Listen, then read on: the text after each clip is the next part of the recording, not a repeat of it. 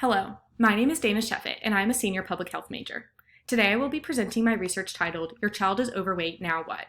Understanding how Head Start staff communicate with low-income families about childhood obesity. Imagine this. You are at your child's annual physical appointment, and after a long time waiting in the room, the pediatrician enters, pulls out your child's growth chart, and tells you that your child is overweight. To the doctor, it makes perfect sense, but looking at the chart, all you see is a bunch of squiggly lines, weird shading, and random numbers. You ask yourself, why do some dots go up and some dots go down? What is an 87th percentile? Where is my child in all of this? The doctor rushes off to the next patient, and you're left wondering, what do I do now?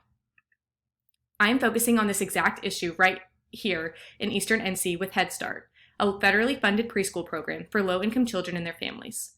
Approximately 22.8% of preschool children are classified as overweight or obese. Even worse still, children from low-income families, which is the exact population Head Start serves, are an even greater risk to be overweight and face future health problems as adults. In an effort to prevent childhood obesity, Head Start implemented a body mass index program in 2007. This BMI screening program is designed to assess the weight status of individual children to detect those that are at risk for weight-related health problems. If we know anything about childhood obesity, it is that parent engagement is the gold standard for prevention. For these reasons, researchers propose that a BMI screening program is an important opportunity to engage families in communication about their child's health and weight status. But unfortunately, there's very little research available to understand how Head Start staff, 1, talks with parents about their children's weight status, 2, how they utilize strategies to support parents, and 3, how parents perceive these conversations about their child's weight. To fill this gap, the purpose of my study was to explore common experiences of Head Start health and nutrition managers when communicating information to families about their child's weight status. My study utilized a phenomenological approach to guide the design. Phenomenology is simply the exploration of common experiences among a group of individuals. The study sample included in-depth telephone interviews with health and nutrition managers across North Carolina and Ohio. Interviews were conducted until saturation was reached, meaning no additional issues or insight emerged from the data. Health and nutrition managers are the individuals in charge of Head Start's BMI screening program. This slide presents an overview of how I approach data analysis. This process started with independent coder training and exploration. My mentor and I read through all the transcripts twice and began preliminary coding and memoing, indicating our initial thoughts throughout the training. The next step was coming together and going line by line to reach 100% consensus on how each transcript was coded. The result was a final codebook for the dataset from which we were able to create broad themes. Themes were created by clustering similar codes together to develop broader categories. Once themes were identified, we were able to write a written description of what managers were experiencing, which aided in the overall understanding of the common lived experiences of health and nutrition managers captured in the theoretical model. The final sample included 29 Head Start health and nutrition manager interviews. All participants were female and primarily white. Teachers had an average age of 47.4 years and 13.9 years of early childhood experience. Most importantly, 93% of participants saw obesity among their program's children as a moderate to very large problem. I identified 4 interrelated themes relating to Head Start's communication efforts with parents regarding children's weight status. These include family background, communication and educational opportunities for families, Head Start support and counseling resources, and family awareness, reaction, and engagement. In Theme 1, I explored family background. Managers in both states described families as having limited knowledge about the importance of healthy eating and physical activity, and limited access to resources that could support healthy living. A family's socioeconomic status and their personal knowledge of healthy eating and physical activity limits their ability to lead a healthy lifestyle, which includes obesity prevention measures. One manager discussed how oftentimes Head Start families cannot afford to put food on the table. Theme 2 highlighted communication and educational opportunities for parents. Managers frequently discuss communication strategies used to convey messages to parents about their children's weight status, including sending home detailed reports, often in the form of a BMI letter.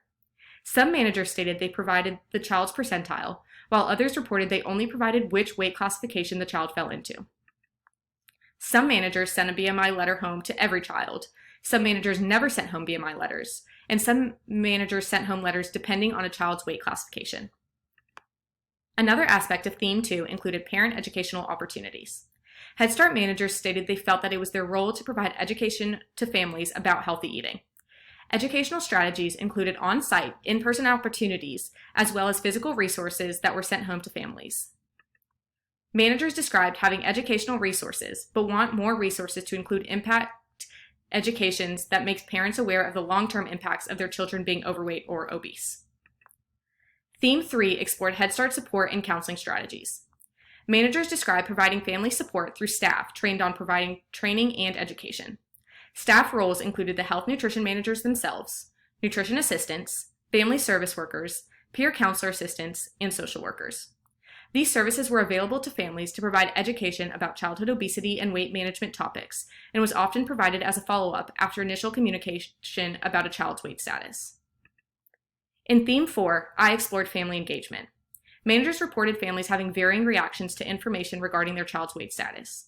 Managers described the BMI letters as a sensitive issue for parents, and some families stated that the children's pediatrician had already notified them of this issue. Managers found parents' reactions less negative when stating the child's percentile rather than using the words overweight and obese, which often come with a negative connotation.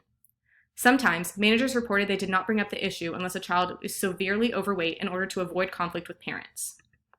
Despite their best efforts, managers stating families reportedly felt that they were blaming them for their children's weight status or calling their child fat.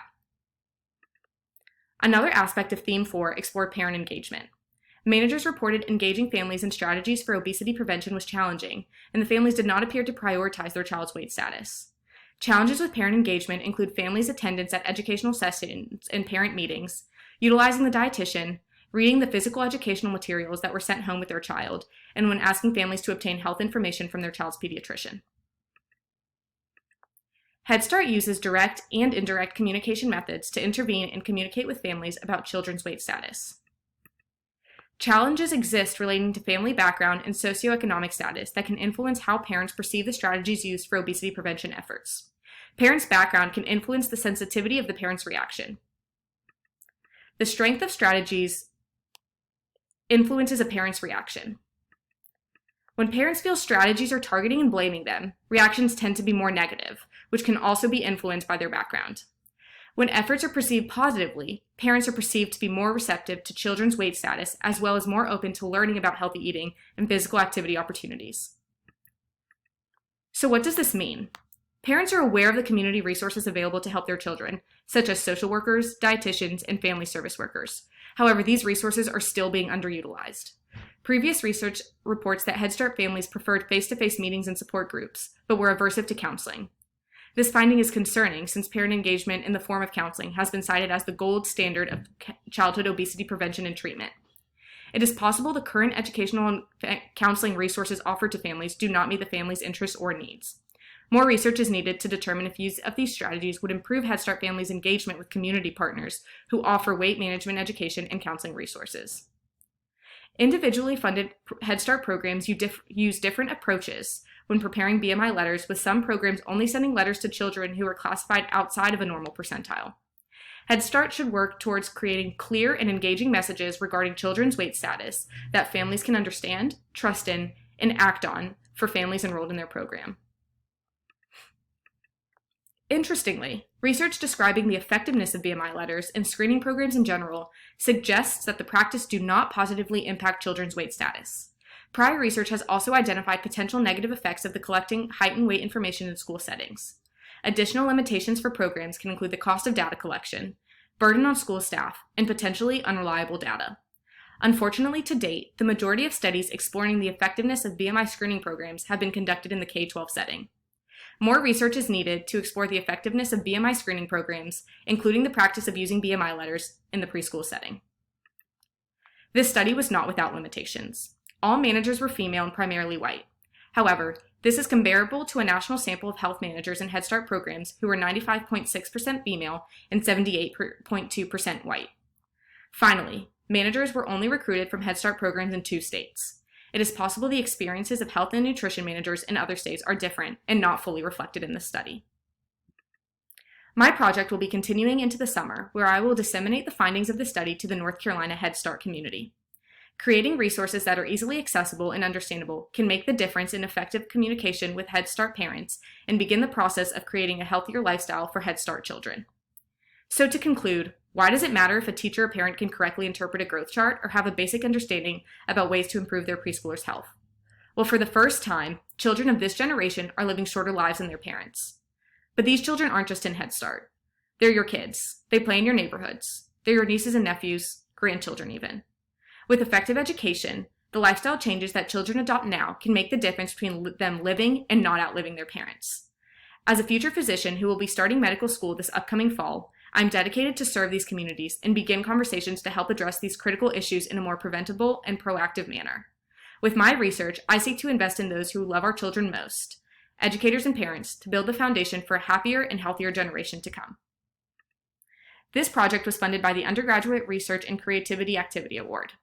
Here are my references. I'm looking forward to the Q&A session in the coming minutes. Thank you.